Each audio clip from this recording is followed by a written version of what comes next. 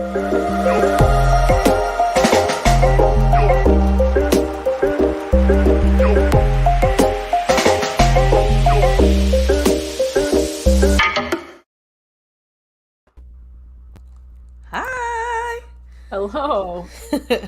Well, welcome to Brave Space Live, a show about anti-oppression and communal healing. Each week we pick a hard-hitting topic and dive right into the awkwardness. Mel's back. Hi I'm there. so happy to have you back. I'm Tyshelle, a trained social worker, educator, and diversity and equity inclusion, including accessibility practitioner. And I'm going to throw it over to you, Mel. So happy And to have I'm you back. Mel. I'm an author, an activist, and a social ethicist. I still here don't we know what are. that means. I still don't know what it means. You know, ethics, like somebody who does ethics. That's, okay. It's an unnecessarily hard to say word, but this is a show about awkward conversations, so I feel like awkward words fits into that. And Obviously. that's no doubt for what we're doing today. We decided to, and we're gonna talk to our producer who picked this topic today. We're gonna just talk about the anatomy of the N-word overall. And I'll say, as we start, I will be saying the N-word, not the actual word. I'll be saying the N-word because I don't want anybody to feel like in the stratosphere, all of you, to feel like I'm giving anyone permission or taking away permission. So to stay neutral, I will just say the N-word, and we'll talk about if I say it and all of those other things as well. But I really wanted to ask you, Mel, to start with, how awkward do you feel having this conversation? I have not been looking forward to this. I enjoy talking to you about everything generally, but this word makes me so uncomfortable as a white person that. But this is why we need to talk about it, right?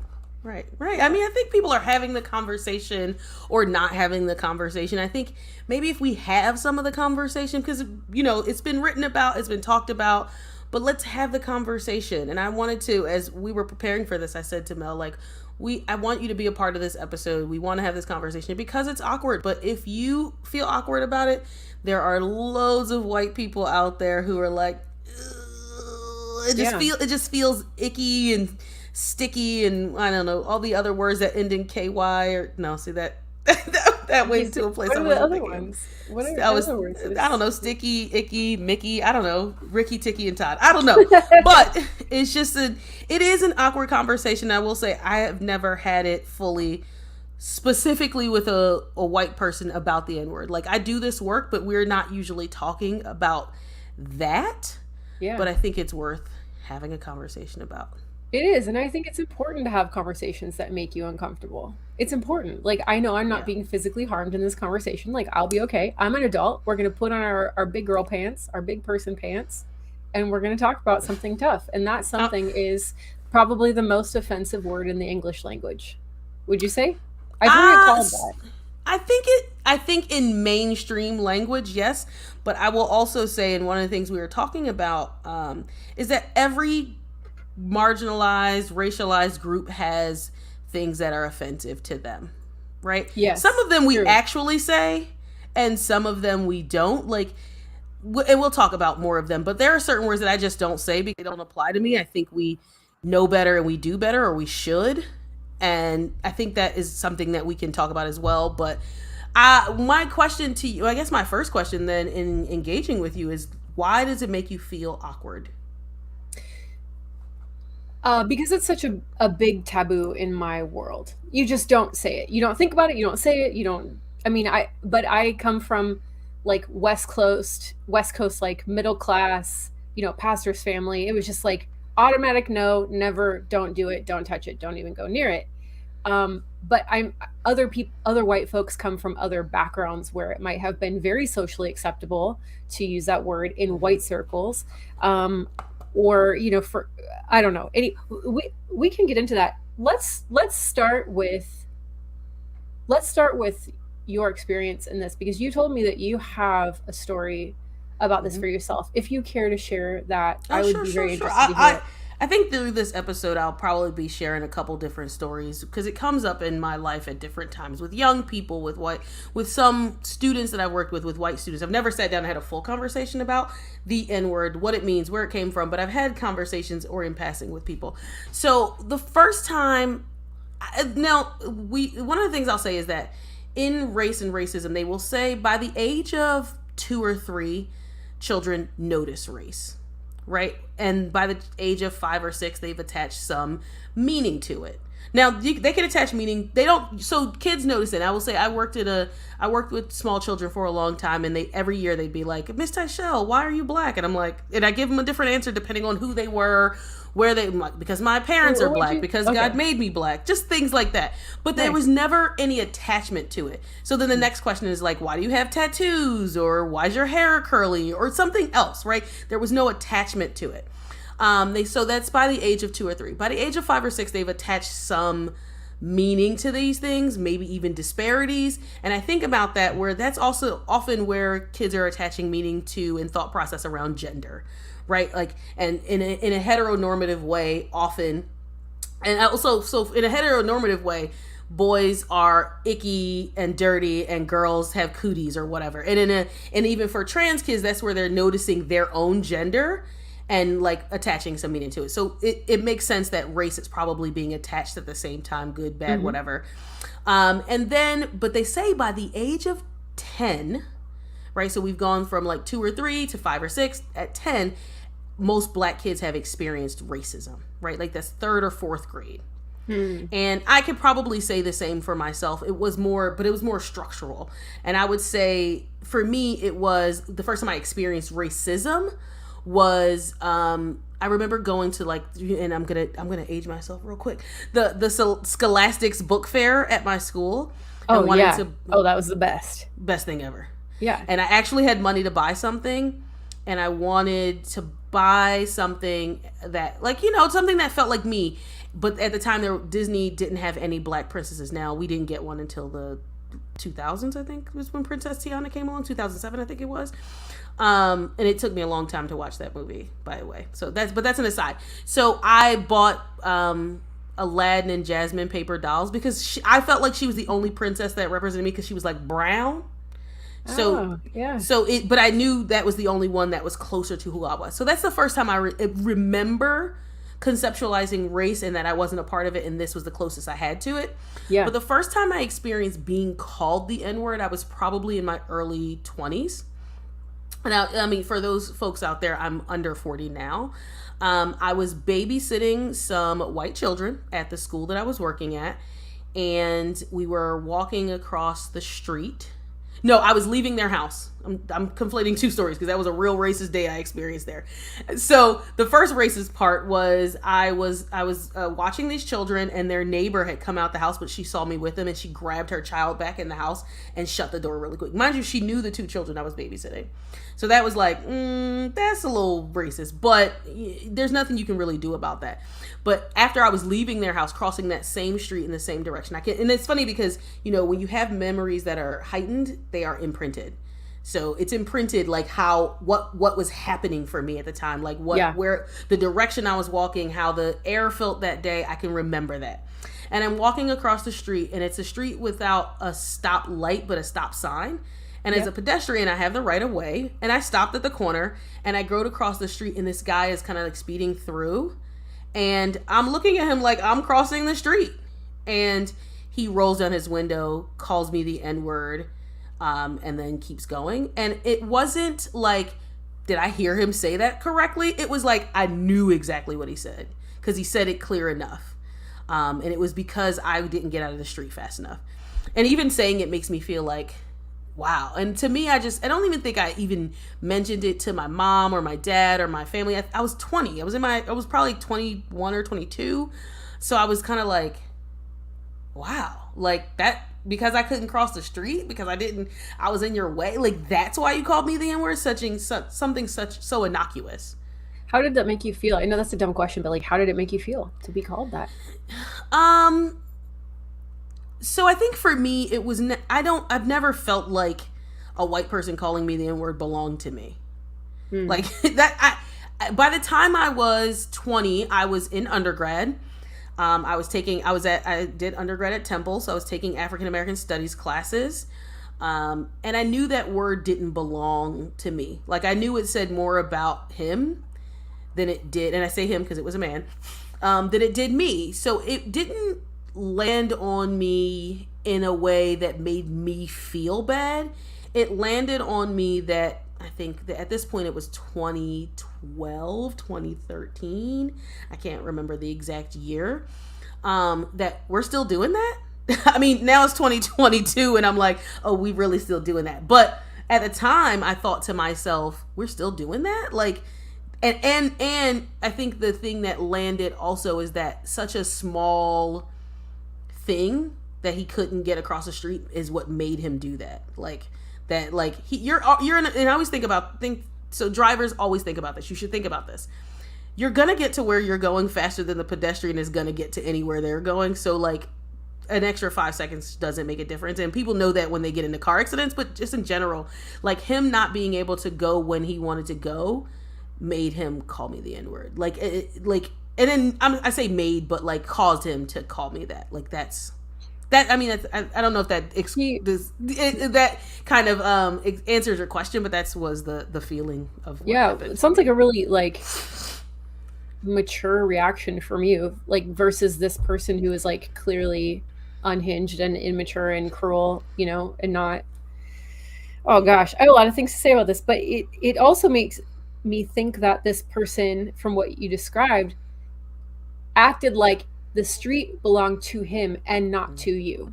He did not have to yield to you at all in any sense of the word, because that was his to master and yours was to get out of his way.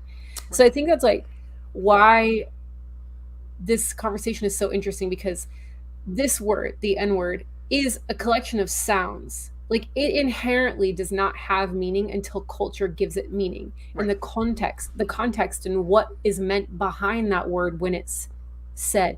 And I'm really interested to get into this later of the meanings and the usages. And we're even going to talk about, we're going to bring Joe on, one of our producers, who's going to talk with Tyshell about possibly, you know, how this word might be reclaimed in some senses by Black communities. So, but I think that I don't think that word can escape white lips without tapping into the context of racism. I don't think you can divorce it from its meaning. It can't go back to just being a collection of sounds that means something positive when it has meant something negative for so much of American history. Like you can't just decide that word doesn't mean something just because you think it doesn't mean something. I mean, it reminds me a lot of the Confederate flag, right? You can't divorce it from its racist roots just because you think it means, what do they say? Heritage, not hate or something. You know, like you decided that. Well, I would say when you were saying that, it actually made me think more of a swastika, right? Because they were like, people will say, oh, it's a symbol of peace. Yeah, but like at one point it was, but like for most of its understanding, most of understanding about it, it's not. Because I would say the Confederate flag, honestly, probably not the same, only in that it was created out of hate as a battle flag for them, but people will liken it to the same thing. So it's not the actual Confederate flag. It was a battle flag that was used after, but yes, same thought process, same ending. Absolutely. It was resurrected by the Dixiecrat Party in the 40s to support segregation. So it was resurrected specifically to support separation and hatred. But I've met people in the South today who are like, oh no, that's not a symbol of hate. No, that's just my Southern heritage. That's just me as a Southerner. Like, it's not hateful. Like I've heard Black Southerners say that too. Really not a lot of them, but some of them. I'm like, girls, try again. Like that's not no. But you know, but that's from the white perspective. Like, and there's not like a singular white perspective, but that's from a white perspective. So the other thing I wanted to say is, before I moved on to a different topic, do you have anything to add to that? No. I think for me, just in having heard it, I also let me say this as a moniker for this conversation. I did not live through the civil rights era. I did not live through some of these things. So my connection to the word is a more contemporary connection. So if I say, oh, I use it, or oh, this is how I feel about it, know that what I'm saying is not, my mother may say something different. My grandmother would definitely say something different. So I really want to put that into context. As a person who's younger, we have to have, and as you were saying just now, like this is from a white perspective, but there are multiple white perspectives. I am one person of color. We'll bring on our producer who's another person of color, black specifically, right? Let me say that. And we may have different contexts for it. We may have some of the same feelings. We may not have exactly the same feeling because one, generational, two, where we come from, and that we just feel differently about it. Right, there will be older people who say what you said earlier, that there can be no context where it's not racist, that can be divorced from. But you may meet, and I think Oprah and Jay-Z had a conversation about this years ago on his stoop, when he was on the stoop or something, and she's a person who doesn't think people should say it, and he's like more of the reclaim generation. And we'll talk a little bit about reclaiming and things like that, but I am one perspective. So I am not, this is, like I said, I'll say the N-word because this, I cannot give permission. And that's not what I'm here for. So that's the one thing I wanted to add. But let's talk about some history. So it's really interesting you talked about child development earlier. And I know you have an education background, and background in like early children's education. So one of the earliest depictions of the N-word we could dig up is from 1837. So way back, 30 years before the Civil War, a black reverend named Hosea Easton described kids throughout many, many cities in the U.S. Sitting in the town square, like just openly mocking African Americans who walked by, calling them the N-word over and over and over again, like just ridiculing, insulting.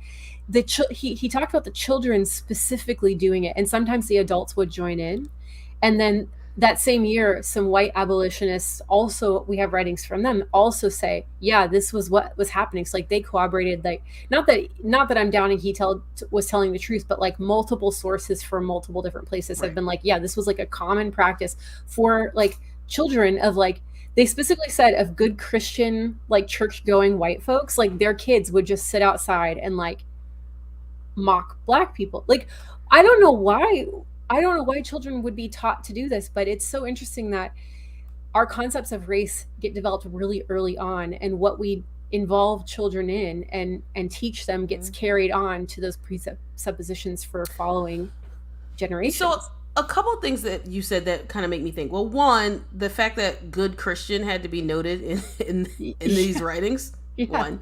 But then also it made me think of two things specifically outside of that. Well, three things, but then that, and then the other two being things that kids do that their parents may teach them that is not acceptable for an adult to do, is why I think about the mocking, right? I was just watching a video.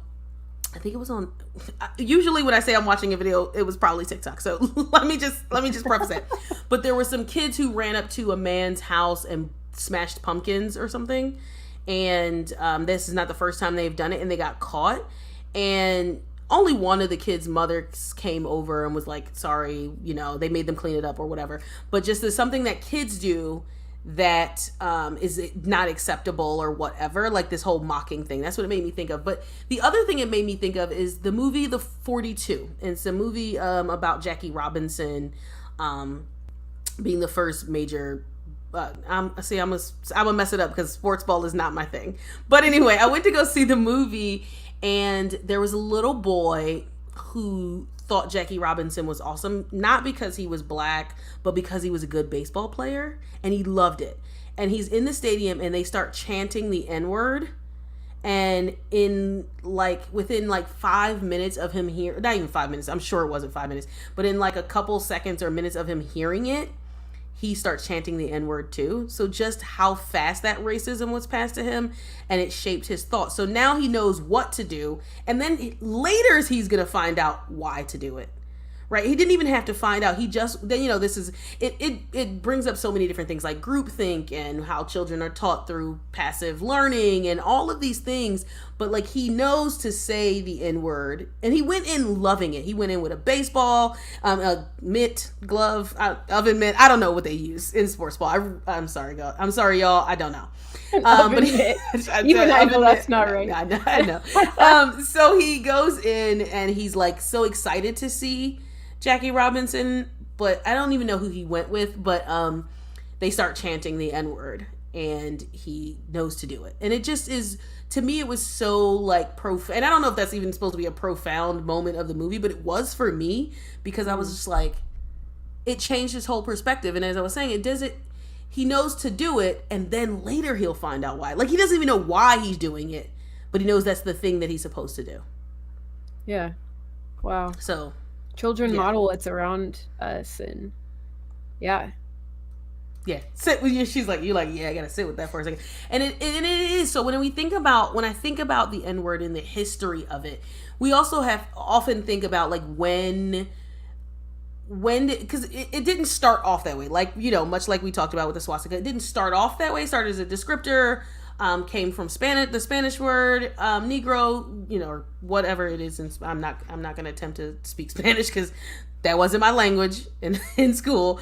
And then it was a descriptor, but then got co-opted, right? In as we were saying before, 1837, right? So just thinking about how long it's been around as a derogatory word, I think will lead us into our conversation a little bit later about what it feels like and whether reclaiming is even the right thing to do. Spoiler alert, there's no answer. Right? Like, there's no answer to this. I don't have an answer, but go ahead. Well, it also seems like there's a class element to this in what I've read in the history, because like it seems like even through like the Civil War and like the later 1800s, then I want to be careful how I say this. It seemed like the N-word was used for lower class or working African American folks, and upper class people were called other forms of like Negro or colored. Yes, thank you. I don't even feel comfortable saying those words, so I'm struggling here. Yeah. So I wonder, and I think there's also a class element to today to white folks who will use that word. So I think it's really interesting to think about this in terms of class warfare as well, the intersectionality between race and class. So do you have any thoughts on that? So I do, because my thought process about like whether when I'm thinking about it this way, I don't think that it makes it any better or whether who says it or not, because what gets created by the upper echelon, the ruling class, gets carried out by poor whites, right? That's its tie to white supremacy culture. I was actually in a workshop not too long ago with Robin D'Angelo. She read this story from the 30s, I think it was the 1930s, where they were saying like the deal between the poor white man and the rich white man, and it was created by the rich white man. It was not created by the poor white man, this deal. And it was presented as a deal like, hey, I won't fire you from your job and I'll give you a little bit to make, profits for myself, but what you will always know and always have is that you're better than the people of color, right? And it was specifically about Black people, right? So does it make it better that poor whites say the N-word? No, because they're not structurally, and this is when we think about folks who in like what we call the Bible Belt, the Rust Belt, they are experiencing poverty as well. And the only thing that they have is that they're better than people of color, immigrants, Black people, things like that. But the problem is the ruling class is telling you that that's all you have. And that may not actually even be true, or maybe it is. So if the ruling class is saying, we don't say the N-word, only poor whites say that, but they're still, the structure of racism is still around the entire system. Yes. They don't have to do their hands are not dirty. Yeah. And what's ultimately, okay, so let's be ethicists for a minute. What's ultimately worse, like perpetuating systems of like gross racial inequality and wealth inequality in this country by the laws that you practice, that you put in place, the financial policies that you put in place, because you have the power to do it as a rich white person, as part of the ruling class. Is that worse? That's causing mass suffering and mass inequality? Or is saying a racial slur worse because you're a poor white person without power? Maybe there is no one is worse or one is the other, but you can't let yourself off the hook because, you're one of those nice white people who don't say the N-word, but like you have all these other ways that you contribute to racism. Well, I think one of the things that gets played out there, and when we look at this from a contribution standpoint, as what you're saying, this is why we can't say that racism is this or is that, because for one to be true, the other one has to exist, right? So we have to we have to really look at deeply why one is doing the other and what's causing one, right? So if Yeah. we say that there's racism, the individual acts also matter, because then they perpetuate this and they go back to that. And who is really pulling those puppet strings to do it? So Yeah. if I, here's gonna be my analogy, and sorry if it does not it's not a great one, right? It's just the one that comes in. Who is more at fault if I hire a hitman and I pay for the hitman to kill my whomever, right? Person B. I was gonna say X, but I was like, no, that sounds too much like Malcolm X. Person B. I'm gonna hire the hitman to kill person B. I paid them the money. I told them what to do. I told them where to go to find this person. And then person B actually does it. Yeah. Who's more culpable? Yeah.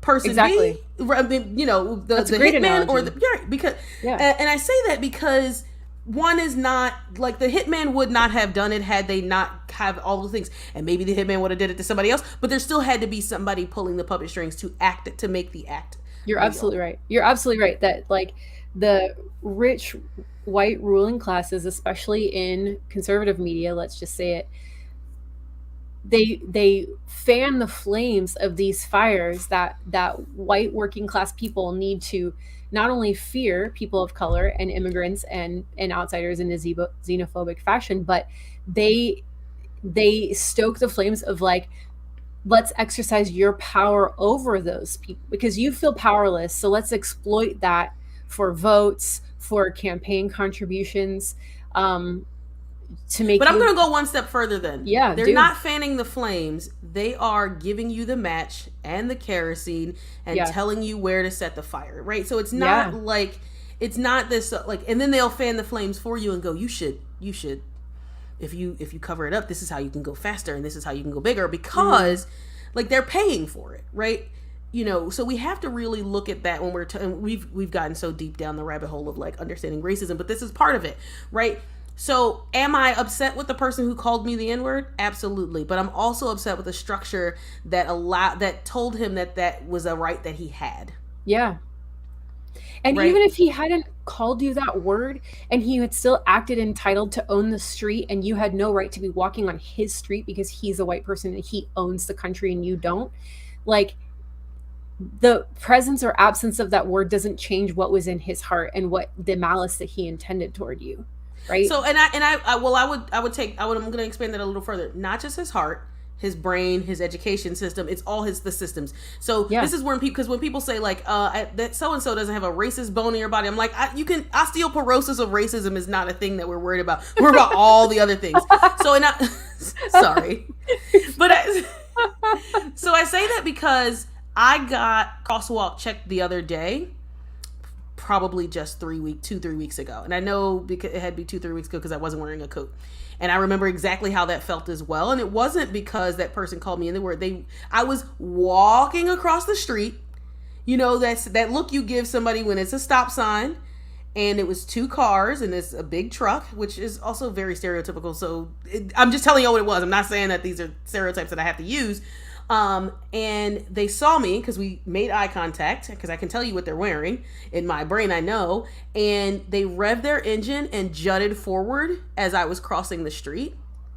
And then I got across the street as quickly as I could. And they were in a huge truck, right? So do I feel differently about those 2 groups of people? No. One said the N-word and one crosswalk checked me, but the feeling is the same. Yeah. So it's intended. I mean, let's call a spade for a moment. Both of those people were saying things and doing things that their intention was to make you afraid. Mm-hmm.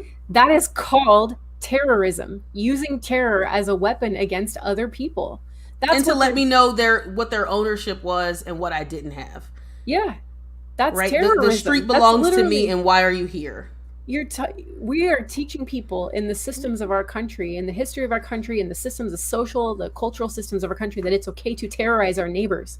Like, how? Why has that become so normalized? I mean, I know why, obviously, right. But I don't think we realize how sick and damaging that is to Right. live and in and that and I will say being. that because there's a, what is the, I think there's a saying about hate does more, does is say about the same or more, I think they say. I don't know if it's gonna be more, but I'll say it the way I remember it in my brain. Hate does more than to the vessel in which it is stored than to the vessel in which it is poured. And I would say it's Yeah. probably equal, right? Like that person lives with all of that. Like somebody asked me the other, so I was talking to someone the other day and they were saying like, you walk around like, as a person of color, I don't want to walk around angry all the time about racism. I said, have you seen black people? We be happy all the time. We be, because we're conditioned to be used to some of this stuff, which is also terrible. But I'm not walking around angry every day, because if I did, that's not productive for me anyway. But how often do you see people who, you know, white lower class people who are also experiencing white supremacy? Shocker, they are, but they don't know it because it feels invisible to them. Who are angry, like Yeah. they're not just joyful, they're angry. No, they have And no it's joy. because they have to, they're holding it with all Yeah. of it, and they don't, and sometimes not even knowing why, right? It's miserable. It's Right. miserable to hate people like that. You're a miserable person. Like, I mean, I would feel sorry, but it's like you should know better as an adult. I don't know, but Right. it's it kind of goes back to this question of, and I want to be careful saying this, and I think I want to just like say it and then we can move on because I don't want to spend a lot of time on this. But white identity has formed in such a way over centuries that white people see ourselves as inherently entitled to things, entitled to own streets, entitled to rev our engines and pretend to run people over, entitled to use whatever words we want, and no one can tell us not to do it.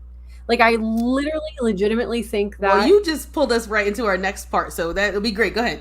I Keep going. really do think that white people say the word just to exercise power and to exercise the fact that they kind of can. Like, Mm-hmm. it's I think it's a power thing. Like, Oh, it is. I have a hard time understanding it because I was raised to so not use that word. But I think I mean, but I have heard white folks in hushed tones speaking to other white folks, like they could use the N word. They could say the N word, but they choose to drop the actual N word. They choose to say it in like hushed tones amongst themselves, like because they can. It's like this little exertion of like, there's my power right here. Like I'm still a colonizer. Right, I and it don't know. also it feels taboo, and people like things that are taboo, I don't and know. then the ownership that comes with doing it. So this, I think this is, you're right. I think you were saying you didn't want to get into it, but I think this is the second part that we wanted to talk about, right? So we wanted to bring on, and we'll introduce our illustrious, and she's gonna blush when I say this because she's an emotional creature person. Gotta stay away from calling black people creatures, but she's an emotional person.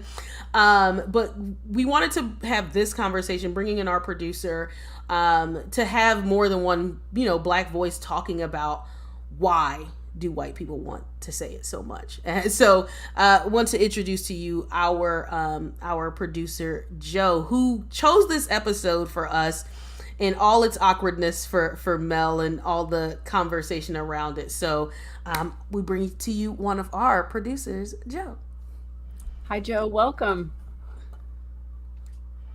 Oh, I think you're muted. You're on mute. She's like, I'm trying to center my camera. There we go. Yes. Hi. Hi. Hello, Welcome. hello.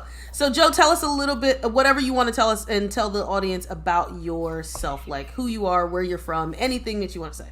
Yeah. Hi, everyone. My name is Joe. I use she, her pronouns. I get so like awkward when people tell me to introduce myself. Introduce yourself.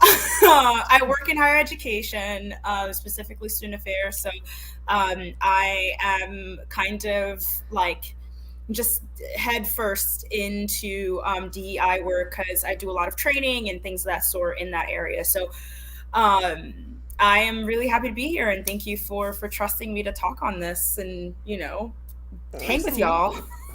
And what she didn't tell you too, I'll say, is that I used to be Joe's supervisor at another job, and she was great to supervise. So I try. I mean, only on Tuesdays. I love to, well, it's Wednesday, so get it together. Yeah. So we wanted to. So part of the conversation we wanted to bring you in for, Joe, is like why people want to say it, like, and I think Mel kind of led us right into that part, like really thinking about what is the allure and how and why. And I know you had some thoughts because you put this episode together. So why do you think white people want to say it so bad? You know, it's funny, like I can't say that like I've ever befriended a white person who has wanted to say that word or who has said it in front of me, because I've never allowed the white folks within my circle the comfortability to even want, like, to even feel like it's okay to say. And I don't associate with people who just don't know how to act. So I give myself, you know, I toot my horn for that. But honestly, I think part of it, one, is that it's a form of linguistic, like, it's a linguistic weapon, right? Like, it's this idea of like, they're not saying it just for the willy-nilly of saying it. I think part of it is that, you know, using it for as a weapon. And then also I think it's this idea of just like, they want to access to the to Black culture and to Blackness, and they feel as if like saying it, and saying it in music, saying it to their Black friends or to, you know, their friends in general, is like cool and hip and all of these things. And it speaks to the idea of like how I think a lot of white folks want to experience the joy and the coolness of Black culture, but not necessarily understanding the impact that word can have, especially used in a variety of contexts. So that's my take. So I have a thought, right? Let me go on this thought for a second. So I'm thinking about it made me, what you said, Joe, made me remind me of another story. So I was out at my friend's, she used to work at a restaurant, and their Christmas party, and I literally had a white person say the N-word, and like half the room turned around like, who is she with? Who? And the girl said, and I was one of those people, and the girl said, well, my Black friends let me say it. And I had to go to her and go, where is your Black friend? Because either I need to talk to them or you need to go sit next to them and I'm gonna sit beside them. Because to me, this extension of, well, so-and-so let me do it. And I think it speaks to, and Mel, I'll let you go, because I wanted to go into this deeper thought about this closeness that exists. But Mel, I wanted to hear what you had to say before. I was going to go in a very similar direction, so I'm glad you said this. Okay, so I have heard white folks say, oh, I have a really close Black friend, and my Black friend lets me say this. But I feel like, okay, in those situations, wouldn't it be possible that the Black friend wouldn't want to be confrontational? Like, might actually be bothered by it and just wouldn't want to, the power like, dynamic too, right? Yeah. Because I've never, and maybe y'all have, so I'm interested to hear what you have to say about this. I've never heard a Black person invite a white person, like, okay, now, yes, I would like you to start using this word to refer to me. I now invite you to use this word, and now it's okay for you. I've never heard a Black person initiate that. I've only heard white people like inserting themselves, and then no one stopped them, and then they assumed that it was fine. My experience has always been, as someone who speaks, you know, more than one language. English is not my first language. Creole is. I was born in Haiti.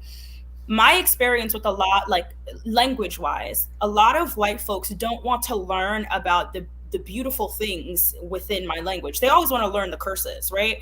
And like, so true. And as funny as that is, and I think another point too is that, like, I think a lot of white folks confuse proximity as protection. Right? Like this idea of like their proximity to Blackness and their proximity to Black people offers them this sort of like protection against the consequences of after when they say it, right? So like, you can say, like, anybody can say whatever the hell they want. However, you do not get to decide the consequences of that. So if I had a white friend who decided, no, Joe, like, can I say it? And I'm like, you know what? Go ahead. You do that. And they say it, and they're walking down the street. They're like, yo, what's up, my N-word? And somebody smacks the crap out of them. I cannot protect you from that. And I won't protect you from that. Because I am not, your proximity to me does not automatically extend protection to you to be able to hurt other Black people. So I'll give a little bit of a different spin on that. Not telling people they can say it, but I will say, so when one of my first jobs working in student affairs, because I also worked in student affairs as well, was I was walking behind to a group of boys, like 3 or 4, and and I heard the white one say the N-word, and I looked at him and I said, hey, and I stopped all of them, and they were like, oh, it's not a big deal, I don't care. Right. So as I was saying in the beginning, when we first were talking about this, is that I have a young generational perspective on it, whereas an older generation may not say that they want anyone to say it, that they want young people to say it, whatever, because I don't have the connection. So I think honestly the younger people get, and maybe that'll change with all the crap that's going on right now in our government and how they're trying to take away literally everybody's rights. Maybe, so I'm thinking, when you don't have the closeness to any of it, then it feels like just a word, right? And because it's in music or because it's here. Now, I'll say I have heard people say you can say it, right? But I will say, Mel, to your point, there's not anybody saying, hey, I would really like if you started using the N-word. And I think that often happens with Latinx and Hispanic people first, that they will say, oh, you can say it, I don't care. But one of the things I was thinking about as we were talking about this, as we were preparing for this episode, the proximity conversation. If you meet, and I grow up, and I'm a American born Black person, every Black neighborhood has a white guy or a white girl, and she's down and she's family and she's whatever. We threw the same thing. The one in my neighborhood, we used to call him White Mike, right? Mike is cool. I don't think, right. Listen, I dated a guy that they used to call Black Chris, and after I found that out, I was like, after I wised up, we don't date anymore, right? I was a teenager. Forgive me, because I was young. Congratulations. Right, but thank you. But one of the things that I think happened in that in White Mike being a part of the neighborhood is that he did have access and proximity. So I don't think I ever heard White Mike say it. But I could imagine that people would be okay if he did, right? And I think that's this thing that, to your point, Joe, is that white people want to feel close without having put in the work. So, right, we had this conversation. This is drawing back to like our first episode, Mel, where we talked about white women's proximity in the workplace, where white women feel like, Keisha, but you don't really know Keisha. You're like, oh my God, Keisha, we're so close. And we're like, I was saying this to my best friend the other day. I'm drawing so many parallels. I was reading this thing about Scorpios. That's my sign. Is that a Scorpio won't hug a person if we don't like them or have a relationship with them, because we just don't do fake. And I remember being out with my best friend, and the white girls would be like, oh my God, B, I love you. And she'd be like, yeah, I love you too. And I'd be like, why are y'all, what's happening right here? She's like, oh, they just say it like they just say it. Like I don't know if they actually mean it or whatever, but that's just a thing that they say. And I think it's this closeness thing. But I think what white supremacy has done, and this is what I think white people need to resonate with, is that it's taken your understanding of community and communal away. Because white supremacy culture is an individualistic. I pulled myself up by my bootstraps and I got here. My family, me and the people that live in my household, my family, we are close. Right. Whereas other communities of color, and I'm speaking specifically about Black people, but I can think about Latinx communities, Asian communities, where we live in a communal way. Mm-hmm. We engage communally. So when a white person gets even any level of access to people of color in a relational way, I think it sometimes becomes ownership, but it feels so good because they're so starved of that in white spaces. That is so true. And I think that's what I would argue. Yeah. And I would argue that is why, and I know this is segueing into the next, part of what we wanted to talk about, but I think that is why we have been able to reclaim the word, right? This idea of this communal understanding of what we now want the word to mean to us. And we see that a lot, we saw it in the slut walk, women reclaiming the word. We see that in queer communities, queer folks reclaiming the word queer. Like, it's not new. And I think for me, the frustration comes with this kind of pretense that it is when Black folks are talking about being able to reclaim the word. And I could argue too that like reclaiming is successful because the folks who have used the word to degrade and speak negatively and use it negatively and use it as a term of violence now want to use it in a different context, right? Like now want to have the in that, you know, has allowed us to use that word in a positive way, regardless of how you feel about it. So it's a very interesting parallel that you it is, and I think it is strange. Go ahead, Mel. I wanted to pull you into the part of that conversation, but I have another story, and then I think as we transition into the third part, a different thing as well. Yeah, so my understanding of reclaiming is taking a word that's been used for like powerfully bad things, like and like literally flipping that word upside down and emptying it of its power by using it in a different context and saying like this is now offensive for anyone but our in community to use in a very particular setting. But like anyone else who uses this word, it still has the historical context. You're like So I think that's what a lot of people have a hard time wrapping their head around. I honestly think it's like this adolescent knee-jerk reaction. Like, you can't tell me what words I can't say. Like, you know? But I also think that goes into white ownership where, like, you can't tell me because I own all of these things, right? And I think about that. So I wanted to go back a little bit, but I think it also leads into what you're talking about. So this starving that white supremacy culture has given to white people in that they don't feel this communal thing, right? So then we put it in a song, we reclaim it, and they're like, but why can't I say it? Why am I on the outside? And it's like, I think talking about the communal part of it and the understanding for white people is great, but then also like, because I said so. That's what my mother, like, it's not for you. And I think what your description of reclaiming is so that to Joe's point about, to Joe's point about reclaiming the term queer, right? I'll say it, but I'm not walking around calling people that specifically. I think that's more of an open one. That, I mean, I've heard LGBTQIA folks use the F word, and I'm not gonna say that either. And that's probably a better analogy, maybe. Like, right? I mean, I think they both have space, but queer was a term to describe. And it's also like when you say the term homosexual, just feels like that feels weird now. Right? It just feels old. Right, and it because it was clinical at one point. Yeah.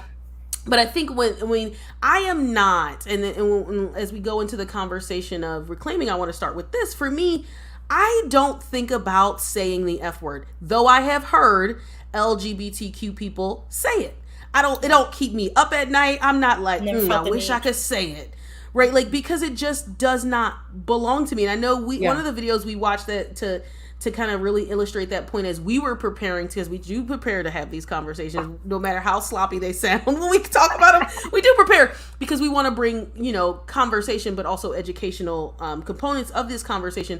Is Ta-Nehisi Coates' I don't remember what university he was at, but as he talked about, like, there are certain contexts for words that to not say. Right? Like, I know, like, and he used the word bitch, and he's saying, like, I've seen my wife call her friends that, but I'm not going to walk into the room and go, yeah, like, and say it to them because I know the boundary, because I am not a part of that relationship. Right. Yeah. And I think that also draws back to what we were talking about for, like, you can't get a black person to extend there's a, I think it was like a racism thing or something, like a video about racism, and it was like, oh, it was like black people insurance is what they called it or something. It's like, oh, that your policy does not cover the N-word. Like, I can let you say it, but when you come up to me, I'm not part of that relationship. So if you allow my thing is, and this is as we close that part and go to the reclaiming part, my stance on whether you let people say, I don't want you to let people say it. I want black people to understand the history and not let other people say it. But because I don't run your life and I can't tell you what to do, #pro-choice, right? Like, I don't tell you what to do. I'm not going to let my white friend say it. But if you choose to, let them know that they can't do that with everybody. Let them know, hey, when you with me, you can say it. When you're not with me, I'm not really sure what'll happen. Because here's the thing, also to the people of color who do let their friends say it, right? Know that you're going to be fighting with them when they say it to the wrong person. You can't just run your white friend. I remember, and I'll give a small story too. Like, I was on the train with a white friend of mine, and she got into a little bit of a back and forth with a black girl. And I was like, it's okay, whatever. And I was like, I said to her, after we got home, my white friend, I said, hey, I cannot save you if a black girl beats you up.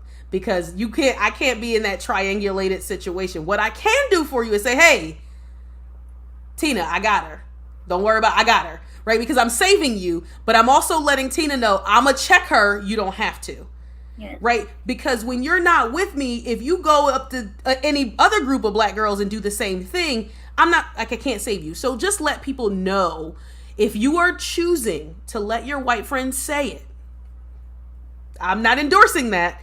Let them know, hey, when you're not with me, that may not be the same course you get back. And to add to that too, is like, that's not where it stops. I think for me, that is a clear representation of, one, not only do they see me as something that they can use to get access to something else, and then two, it's just like, where does it stop, right? Like, okay, so now I've given you permission to say the N-word. What else? What else would you like permission to do? That because you know that there is a specific impact that is carried with saying it without getting my permission, what else do you want my permission to do? Right? Excellent point. And I think for me, it's just like, I think instead of looking at it as just like, oh yeah, one and done thing, one, it can potentially put that person in a very like contentious situation when they say it outside of your presence. And two, what are you really giving them permission to do? Right? Like, and where does it end? It doesn't end at just being able to say the N-word and just keying when it's, when it's said in music and blah, blah, blah. Like, I think it's really important for specifically like Black folks to understand, if you're going to let your white friends say that, there is a lot more to unpack there, with not only them being comfortable enough to ask you, is also two, what do you need to unpack within yourself that allows them, that extends to them that permission to be able to say something that carries so much weight within your community. I think that's something that I've never been able to, like, I can't trust and Black folks to allow white people to say the N-word and or any other derogatory term, to be honest. I think about that too. I mean, I'm a person who's I'm a storyteller. I'm a person who's full of stories. And I was working at same job where I heard these group of boys saying the N-word, and my supervisor came up to me and said, "Can I touch your hair?" And I was like, it was like my first or second week at this job. And she's my supervisor, a white woman. And she goes, "Can I touch your hair?" And I look at her and go, but my knee-jerk reaction was, no. Like, I was like, no. And she said, but I'm not going to say this other person's name. She goes, I'll give them a pseudonym, but Barbara lets me touch her hair. And my response, and she could have fired me, but at that point it was a part-time job. I didn't care. And I had also, this was after I graduated grad school. She said, well, Barbara lets me touch her hair. I said, well, you should go touch Barbara's hair.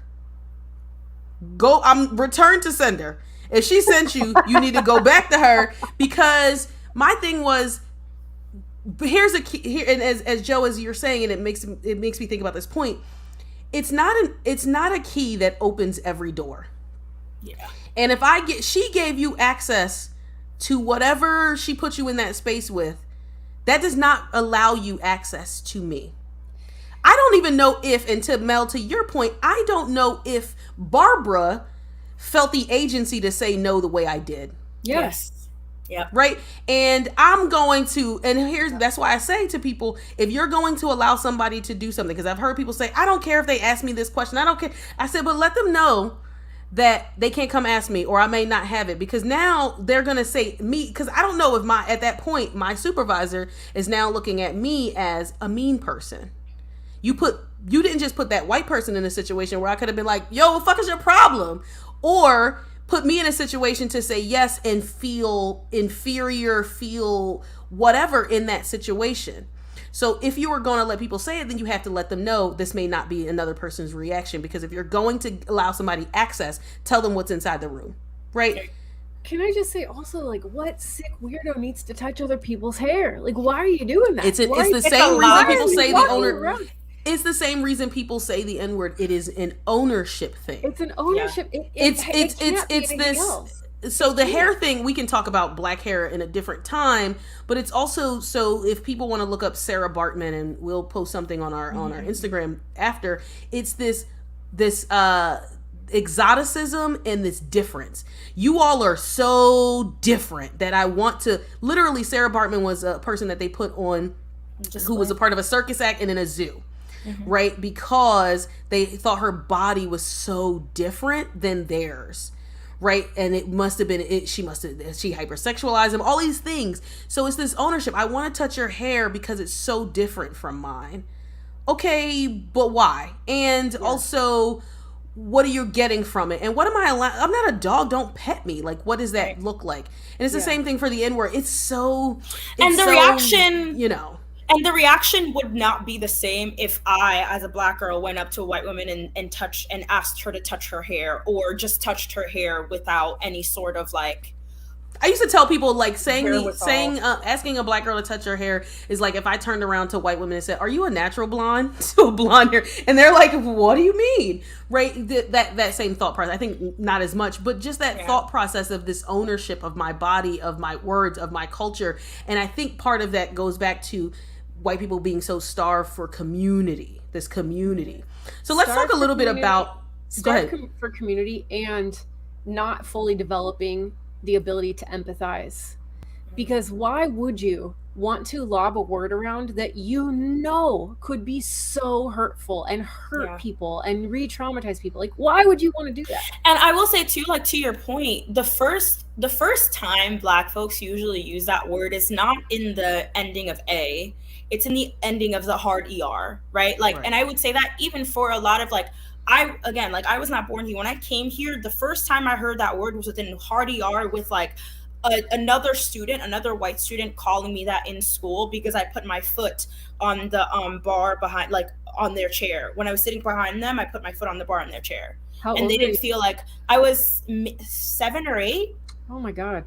Just what I'm saying, like, at any age, but that's so young. That's what I'm saying. Like, a lot of Black folks like don't just start out with just saying the word, like just hearing that word and using it in the frame of reclamation. They hear it and they're usually told it to use as a way to harm. In the derogatory sense. For me, it's like to your point of just like, I never understand. I can never say that I understand why white folks really even want to say it, but it's this idea of like,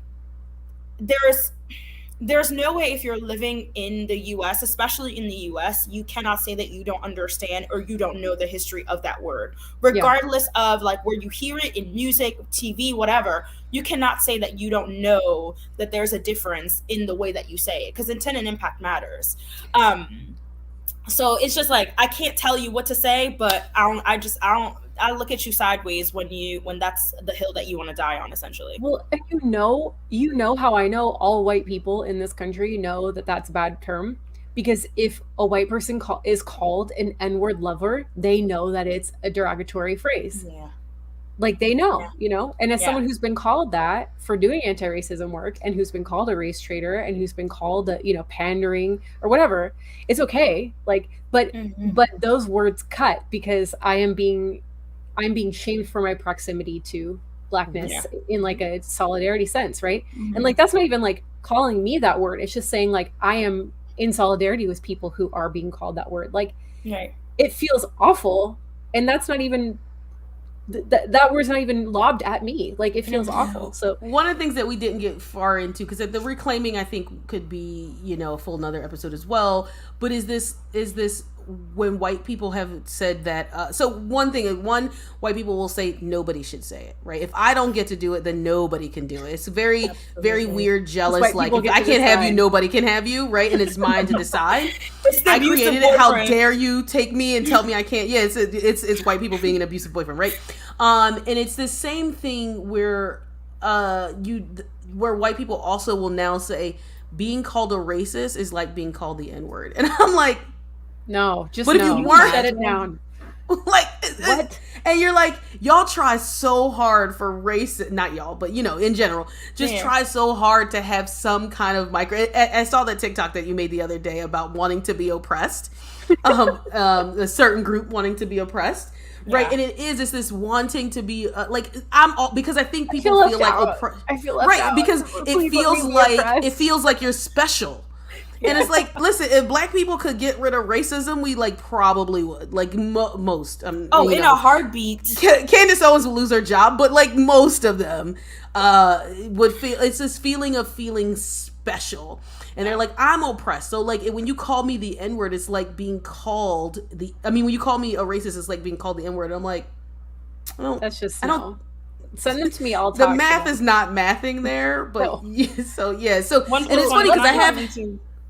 Go ahead. Sorry. I didn't mean to like shush you. I just was like, but I want to. I do want to talk about the hard R versus the A. So this is what I've heard white folks say. Like they're singing along to a rap song or whatever, and they're like, I've heard white people like sing the N-word in the song. They're like, oh, it's just the lyrics and it ends in an A, so it's fine. I would love to hear your perspective on this. Yeah, I've heard multiple people do this. This is me and Joe's perspective on this. Oh, yeah, their eyeballs, really? Both of them just got as big as dinner plates. Like, seriously? No, I've heard people say. So I'm just singing the lyrics, guys. I can't possibly be be responsible for what comes out of my thought mouth. Process on that is like, right, and that's where I encourage people, and that we posted on our TikTok before this, the Ta-Nehisi Codes. Like, it's not something to say because you are saying it quietly, but I mean there are people who say it loudly, and people need to be stopped. But the thought process that A versus, and I understand where it came from because ER was the derogatory way it was said, but like that's like saying like I hate you, but like I hate ya. Like that's not, they don't like the math is not mathing on that one. So please just stop. I think for me, I'm not letting, and I have stopped some of my Hispanic and Latinx friends from saying it as well. And I think specifically that because I also understand that it's an ethnicity and not a race. So there are Afro Latinx people as well. But this was a person who said, oh, I'm not black. I'm this, right? Like, this person who said, I also don't like this person anyway. But before when we were friends, she said it and I said, oh, no, we're not going to do that. If you don't, if I'm not a part of that community and you're not a part of this community because that's what you've said and I accept that, I don't see any problem with that. You cannot be a part of that. And then I've heard Asian people say it. I'm just like, no, like you can't, no. And if you, listen, I need to see your birth certificate blackness before you can say it around. And my thing is, right, I just thought about this, right? Like the point of reclaiming the word is to take it back from white people. Yeah. Right? Like, to me, when I'm wanting to reclaim the N-word is to take the power away from white people and putting it in my community, back to me.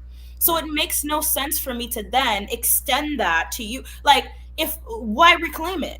What's the point of reclaiming it if everybody can say it, right?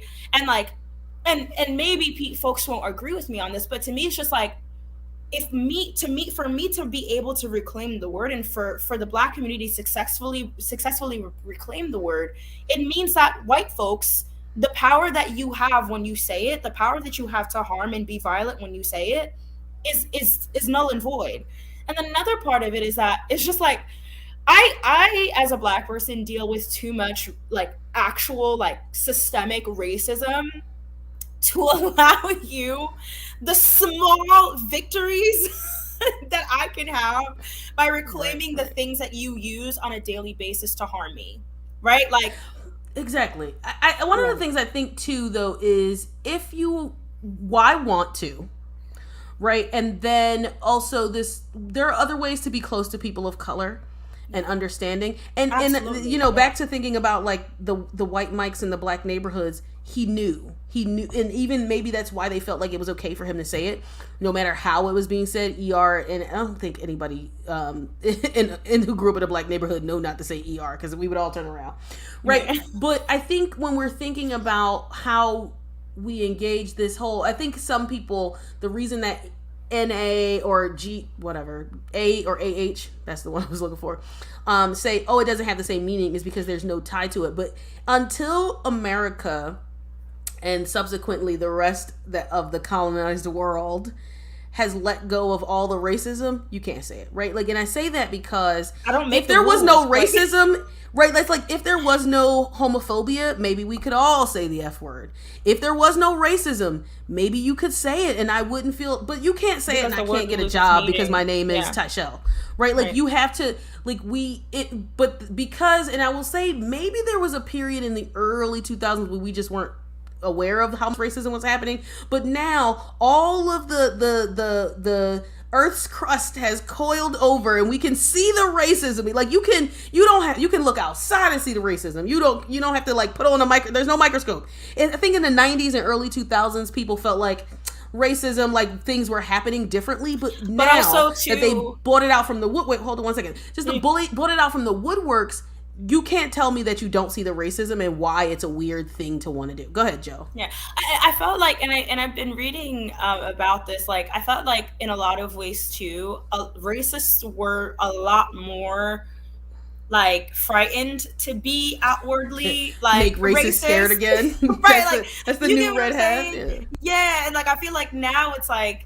there's just no cap on just what you can say out in these streets, like outside of your home, on social media, in the news. Like, everybody just has all sorts of free range. Again, not a like disconnection from the consequences that come with what they say. But I feel like in the 90s, I don't know that a lot of folks were just walking around calling people. No.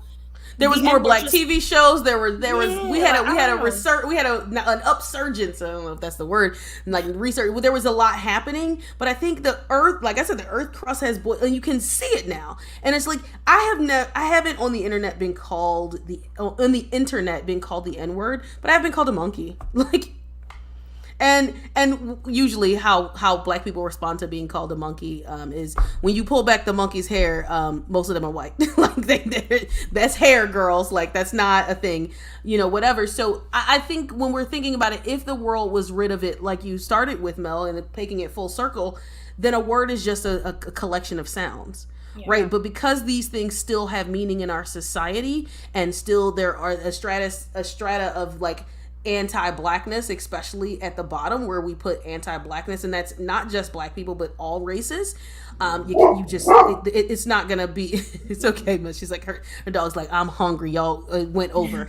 But like, until it doesn't have a place where there's a marginalized group, then we can't like have this conversation, right? Like, so I think that's where I am in who can say it, why can say it. My final point, because I know we've gone a little. Mel was like, "Are we gonna have enough for an hour?" I was like, "Girl, we gonna have enough for an hour."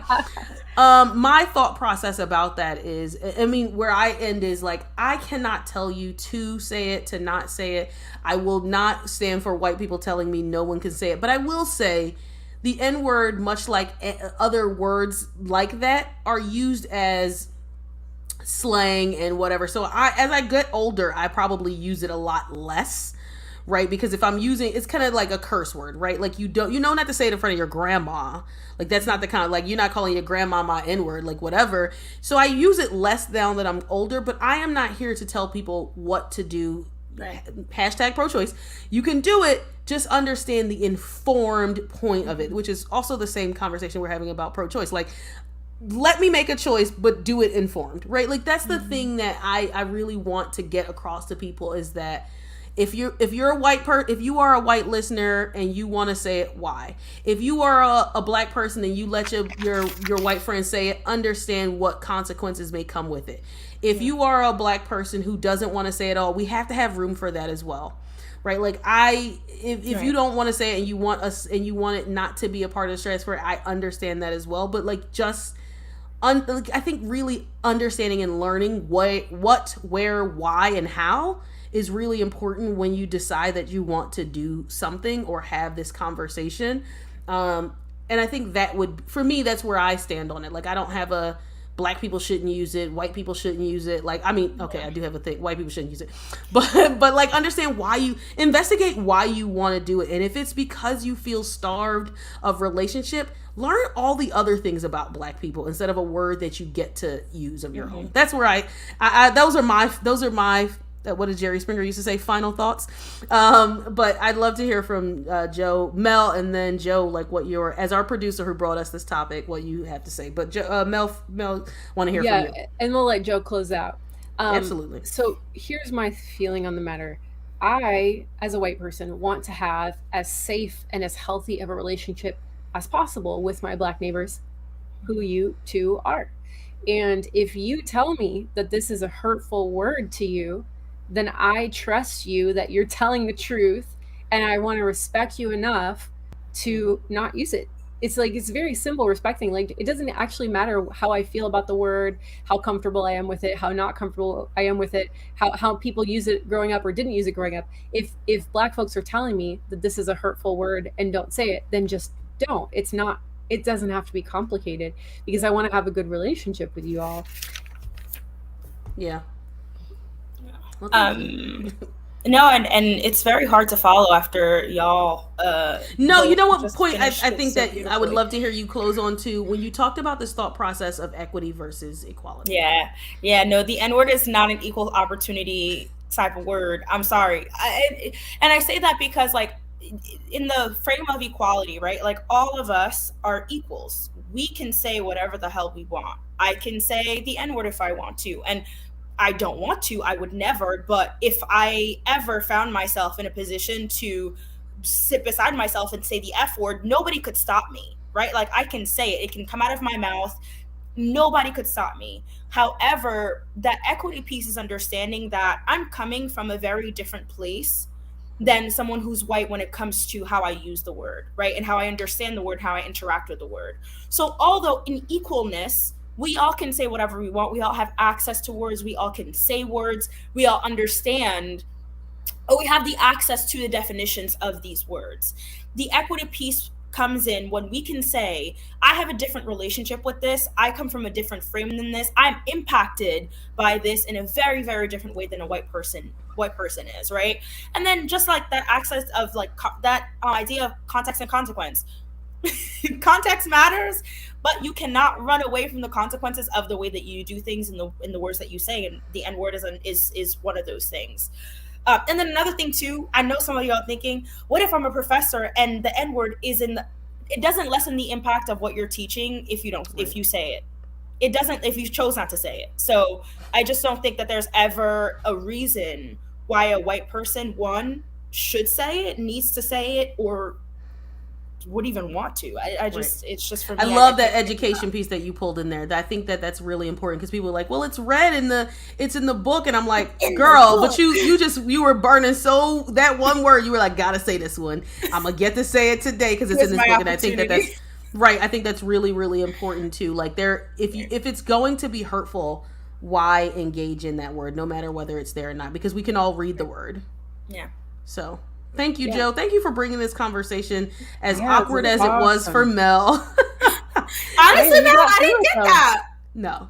We got through it. Well, working with you both is so incredible. We have such an amazing team. And, likewise. Yeah. You know, and I think, like, the project, like the collective project of reclaiming words, is really cool work. It's important work. Mm-hmm. And, you know, hopefully it can bring healing to some folks in many different communities. So that's something worth supporting and celebrating as much as we can, even though it's hard work. I think it also, last word, because I know we could keep going for hours, is that it brings back this same conversation that you were around for, Mel, but weren't here last week when we talked about reclamation of art. Give it back to that community and let them decide what they're going to do with it. Yes. Right. And not give it back to the community. It needs to be placed with them, because I don't want to say white people get to give it back to people. Yeah. It needs to be utilized and decided upon by its rightful owners. Yeah. And those people, I don't care if a picture comes from Namibia and I'm like, well, I don't know who to give it back to. I don't know. I'm gonna drop it off in Namibia and let them have it because it don't belong to me.